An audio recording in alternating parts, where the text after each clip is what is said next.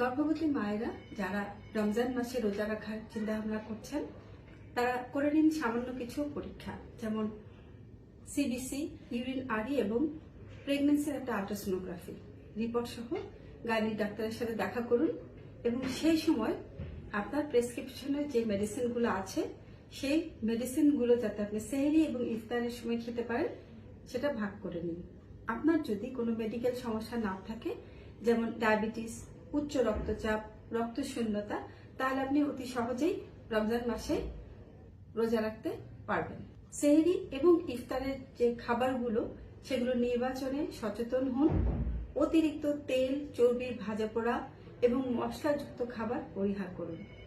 ইফতারের সময় কার্বোনেটেড ড্রিঙ্কসের পরিবর্তে কাঁচা ফলের রস খাওয়ার চেষ্টা করুন। সেহরি এবং ইফতারের সময় অতিরিক্ত চা, কফি খাওয়া থেকে বিরত থাকুন। সেহরি এবং ইফতারের মাঝে যে সময়টুকু পাবেন যতদূর সম্ভব পানি পান করার চেষ্টা করুন এবং সে সমস্ত ফল খাওয়ার চেষ্টা করুন যে সমস্ত ফলে পানির পরিমাণ বেশি। সারাদিন ঠান্ডা পরিবেশে থাকার চেষ্টা করুন।